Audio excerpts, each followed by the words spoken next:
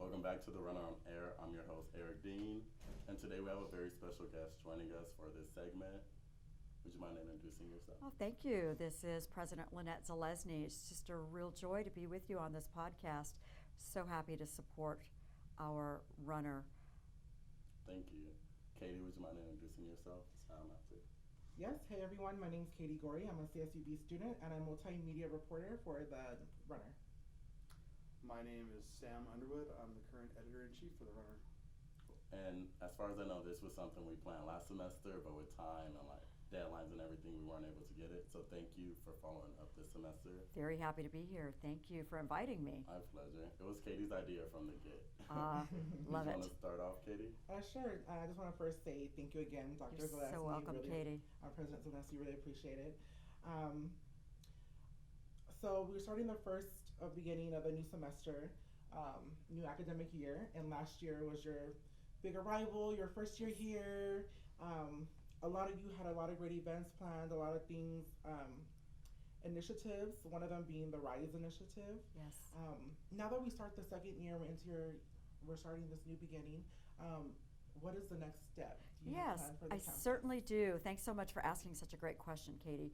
I'm really excited that it was such a good first year, and I think we had lots to celebrate in that beginning year. But this year, we still have our foot on the accelerator. So the RISE initiative is our strategic planning process. And as you know, we had a very inclusive, very thorough and comprehensive work last year that we heard the voices of our campus community and also of our external community about who CSUB should be in the next 5 years, what makes us proud to be at CSUB, and what we really need to focus on, because it was very clear in listening to the voices on 50 pages of data and ideas that we collected over the year. We heard a very strong theme: students drive what we do. And so we are kicking off this year with Strategic Plan 2.0, RISE, and that means that we will move forward. It is currently in its penultimate draft that gives those coming back to university who have been away for the summer one last chance to look at the draft of the strategic plan and say, this is ours, this is the voice of all of us, and we now all stand by this work. There are 5 goals in the RISE initiative, the strategic plan that we'll move forward on. And again, you'll hear the student driver in all of these: strengthen and inspire student success and lifelong learning, goal 1. Goal 2, advance faculty and staff success. Goal 3, develop and sustain high quality and innovative academic programs and support services.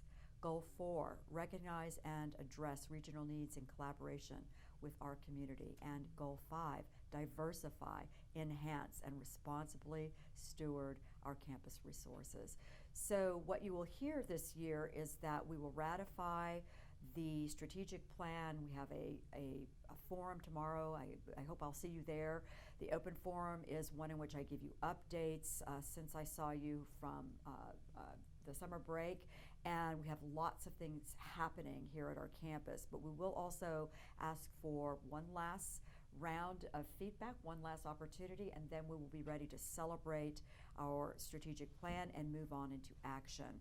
We'll continue the leadership as we've had it. We have an administrative co-lead and we have a faculty co-lead on each goal, and they've broken each of the goals out into strategies, and each strategy also has a metric, so we'll know if we have accomplished our goals. And we will be reporting out every semester in Strategic Plan 2.0 so that you'll know how we're progressing and where we have gaps and need to really, again, focus our attention. So thanks for asking such a great question, and again, I think it'll frame a lot of the questions that you have today. Yes, and very much so. I love that you brought up the President's Open Forum, and in preparing for the interview, I was doing research and seeing what questions am I going to ask, what events are coming up, and then just perfect timing, it landed in my inbox, and I was checking and I received the invitation, and I just thought, wow, what a wonderful thing that the President has an open forum, and I'm wanting to know, is there going to be more of this? Is this going to be a Yes. regular thing, reoccurring? New tradition. And one of the reasons we're doing this is in response to people are very much wanting communication. And we are communicating in multiple ways. Today is but one of the ways we want to reach our audience and let them know what's happening here at CSUB, because it's a very exciting time to be serving here together.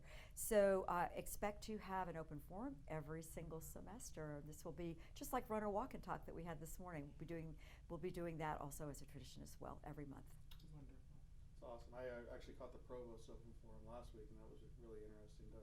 I got to listen to it while I was driving to work, but yeah, it was really, really nice to, I had questions. I wish I could have pulled over and emailed them. Yes, yeah, I'm really proud of the fact that he's responding in additional ways too. I mean, I think we're really trying to communicate in the most effective ways for those that want information about what we're doing and where we're going together. And so I really do thank our interim provost, Vernon Harper. I think he's done a great job responding to that. He had 2 open forums for the academic affairs unit, and so thank you for attending that.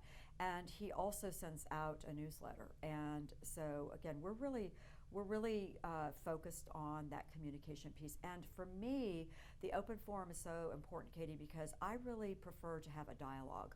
I want to hear from others. I want to hear responses. I want to learn from ideas that might make the idea that we're starting with better. And it always becomes better when I get to have a conversation and hear from you.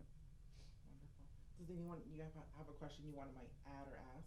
Yeah, I was just wondering for the forum tomorrow. Do you Yes. know the time and location of it? 8:30 to 10 o'clock, and it is open to our entire campus, students, faculty, staff, and actually if the external community wants to attend, they're welcome there. In fact, we'll probably have media there.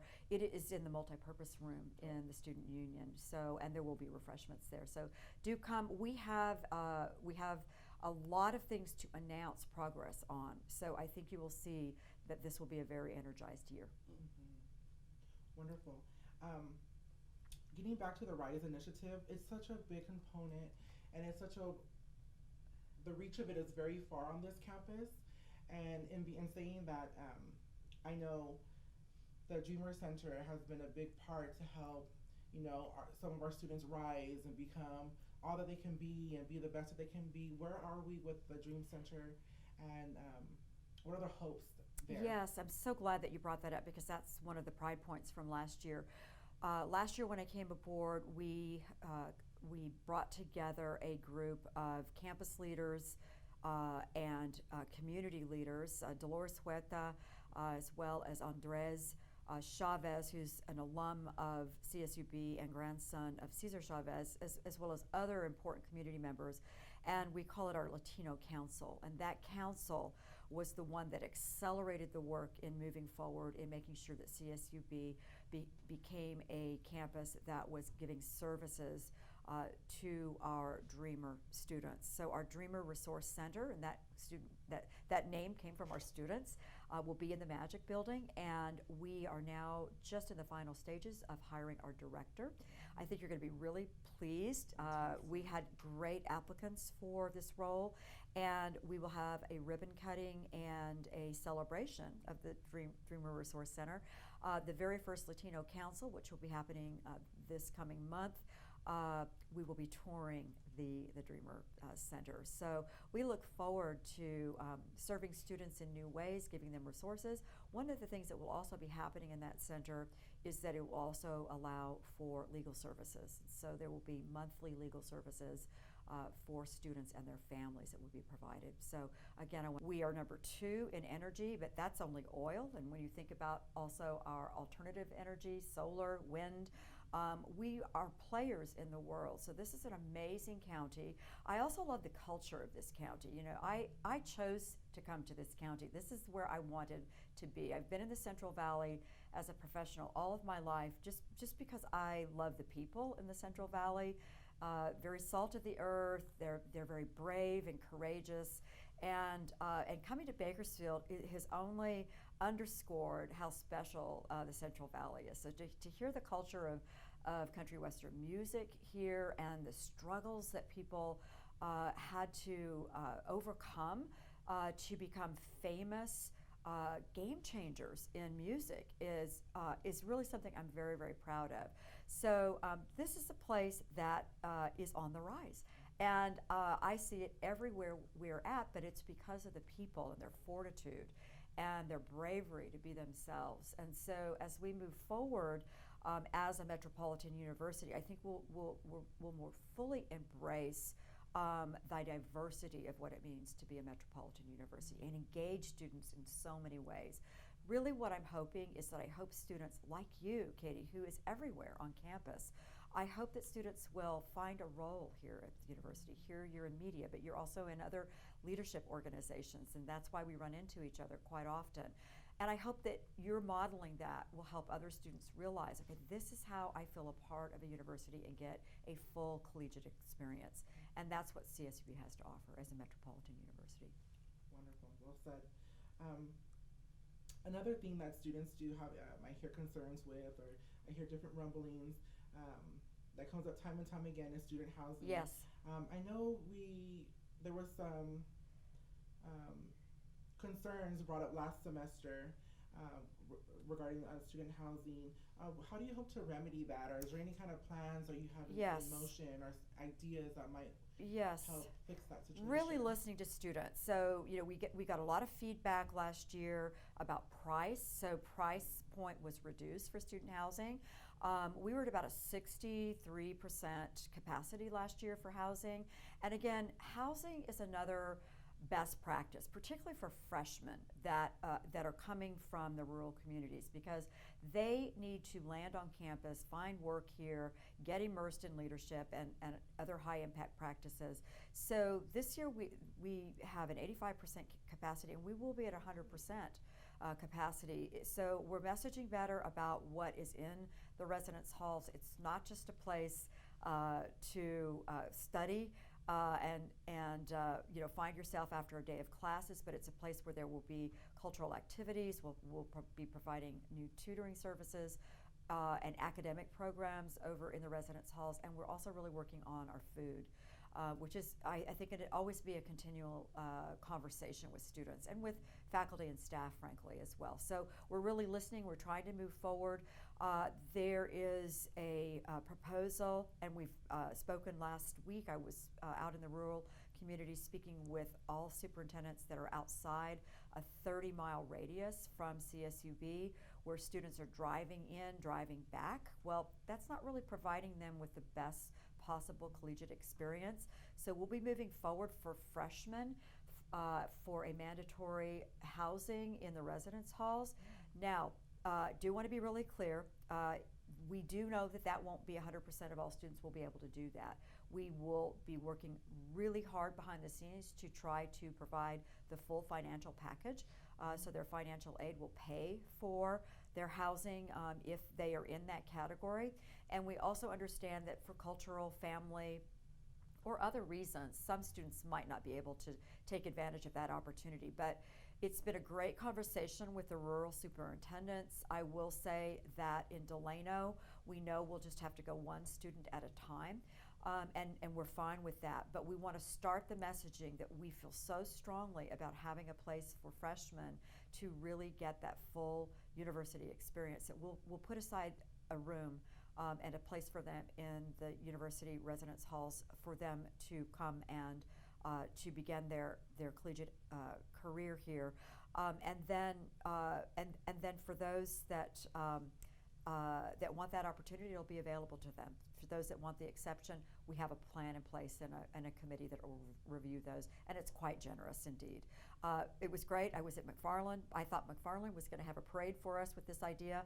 They felt so great that we were paying true attention to the best practices for their students in McFarland, and they were all behind this. Thank you for finally coming and sharing with us that you really see our students and that you're really trying to give them the very best opportunity. So we'll continue to work on this, and again we'll be able to make capacity given the rooms that we have there. But for now, that's one of the initiatives moving forward, and I think it'll be great for those freshmen that we can get a financial package that will take advantage of it. Is this something that will start in the coming school year? Coming or school is this year, All, is yes. it phased out a couple? No, it will be the next academic year, so the 2021 year. And again, we expect that this will be a transition. So we'll have some students that will be willing to start with that opportunity, and then we see it growing from there. Yeah. So you're not talking about mandatory. No, you're not talking about mandatory freshmen, all freshmen. No, being- just those outside the 30-mile radius. Okay. So we have the numbers. It's a few hundred students.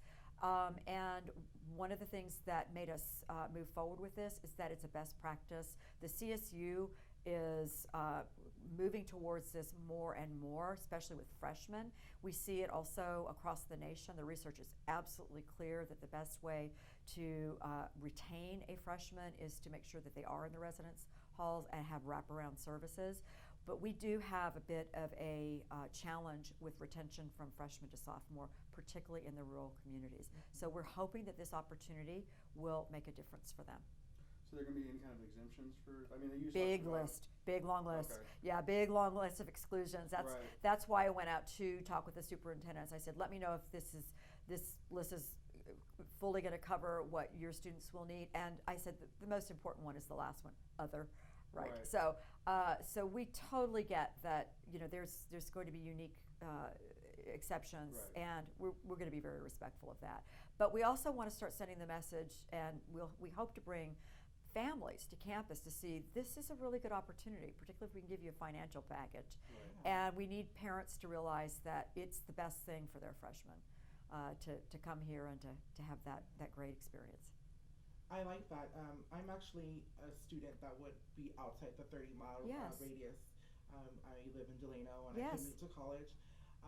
But however, my story is a little different, and I got Sure. here through the transfer program There you at go. BC. So would this be something that in the future might be offered to a transfer student that happens to be 30 miles outside of the Sure. radius? Well, probably we're just right now going to focus on the data and freshmen, and but transfer students are allowed in the Right. residence halls. It's amazing how many transfer students I talked to when I went for move-in day. So you're welcome to come, but no, probably not going to be a focus there because the research is really focused on that freshman experience and residence hall being a best practice. So, but in my view, I was in the residence hall up until my senior year of college, and I was very, very much indebted to that experience for keeping me engaged. Mm-hmm. Definitely keeping the ball moving. I know, as active as I am here on this campus and how engaged I am, there will be a point in time where commencement will come. Yes. And I will be graduating. I know in particular this year is a big celebration, the 50th year. Yeah. commencement Yes. ceremony. Yes. I know we're quite a ways out from there. Yes. But is there anything you can share regarding that? Any kind of special things Well, maybe happening? I can't be a spoiler. I'm not going to be able to give any spoiler alerts here today. I will say there are some really great student-focused ideas that I think you're going to be really happy with, that we will be moving forward with. And of course, one thing I will share this year is that we will be moving forward with a December graduation. So that December graduation is a great sign for us, because what that should say to you is that we're graduating students at a faster rate than we have before, and we're really happy to see students get to the finish line. So December graduation is going to be a new tradition here at CSUB, along with our spring graduation. I'm glad you brought that up, 'cause I don't think a lot of students know about that. I just found out about it the last few weeks. And Yes. I was going to Yes. ask you about Yes. So look for Uh, some messaging on that. We just have some final details on the location of it. Unfortunately, it'll probably have to be off campus because December is a big, well, weather-wise, it won't be outside, but also it's a big month for us in the Icardo Center with our athletic competitions. We're So we usually got down to the basketball. volleyball. Basketball's in, So we'll be down to the finish line, and this is our final year in the WAC. So stay tuned. Final details on that, but I think it's going to be a really great event, and students that are able to graduate are being communicated with now. Okay. Is there any other further questions? If not, I'm going to ask her her final question. I just wanted to know a little about recycling. Yes. I happened to do like a paper on it last semester, Yes. and was happy to see like how involved we are with the nonprofit BARC and Yes. the recycling bin. Yes. Do you know if there's any improvements that we're gonna have on top of what we already do? Well, you asked me a really good question because I don't know if you know this or not, but I'm an environmental psychologist by training. That's what my PhD is in, Oh, wow. and actually my dissertation was on recycling. So, okay. so we're really doing a great job with recycling here on our campus, and we are always thinking about the campus beautification. So we're doing an amazing job. We're recognized as one of the most beautiful campuses in the U.S. And we stay focused also on making sure that we are free of litter. And so we're going to continue to make that a value that we have as a team here at CSUB. So look for more involvement in recycling and being sustainable here Okay. at CSUB. Yeah. I sat in on one of the sustainability meetings that you guys had. It was nice to hear Yes. the different sides, Yes. the inputs and everything. Yes, we have some good momentum there. Yes. I like that.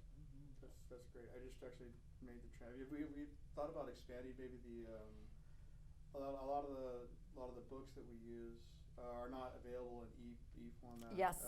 Yes. Is there any plans to expand Yeah. that? I mean, it's hard We're- to do. we're- 'Cause every publisher is different. But like I don't know if you noticed, I just recently made the transition to digital notes. I don't want to, I don't carry Yeah. notebooks anymore. So we have actually made some groundbreaking work. So the library leadership has been moving forward. There will be a push forward for the first E major. So stay tuned. It's all faculty driven, and so we're hoping that we'll be able to roll out a major that will only use ebooks. And we're also very focused too on open source. So those are books that are free that have been vetted by other faculty members. And the CSU has a great library for faculty members to use books in all disciplines. So I think that is the future, and so I really look forward to celebrating that first department that says let's be the ones that go sustainable, and we are the first E major. That's great. So once again, I just want to thank you, President Thank you. Zelezny, for being here, being a part of this, and engaging with us Thank you, Katie. on this platform. You're welcome. I want to offer you an opportunity to maybe any final thoughts or final words you want to share with the listeners. Yeah, the thank students you. on campus. Well, you had a question here, and I do want to give a real shout out to Claudia Katota, who, when I came aboard as president, I upgraded her to Chief Diversity Officer. I think she's done a great job. She's really been focused in making sure that we are very, very focused on diversity as a value here, and I'm very excited about the leadership, particularly around our LGBTQ community, and I want to thank Samantha De La Cruz on ASI. I want to give her a shout out on the podcast here. Samantha, you're amazing and wonderful. Thank you for being the ASI Diversity and Inclusion Senator, and so many other leaders here on campus as well. So we're moving forward in making sure that diversity is part of every conversation. And let me just say to all students listening, it's really important that you stay engaged with the university. Know that we're here to care about you. Make sure that you're taking 15 units a semester, because we want you to get to the finish line, and that is a best practice. And we also want to make sure that you know all the opportunities that we have waiting for you here. So if you haven't experienced an undergraduate research opportunity, we double the number of students that we give stipends to in the summer to work one-on-one with a faculty member, and we love to have you be part of that program. Study abroad, what a life-changing experience. Internships, don't forget the RAMP program, that's your alumni association mentoring. I'm a mentor as well in that program, and I love it. I also want to let you know that we are a member of HACU, the Hispanic Association of Colleges and Universities. It's a national organization, and as a Hispanic serving institution, I want to let you know that the very first thing that the cabinet voted on up at La Paz, the site of the Cesar Chavez National Monument, was that we move forward to move from 24 stipends that would pay for students to go to a national conference for haiku to interview with graduate schools and with corporations, to move from 24 to 35. That will be happening next year, next academic year. Again, thanks to the leadership of Claudia Katota in the president's office, that's fully paid scholarship. And we have had students that have gone to NASA, to Kellogg, to doctoral programs. Take advantage of those opportunities.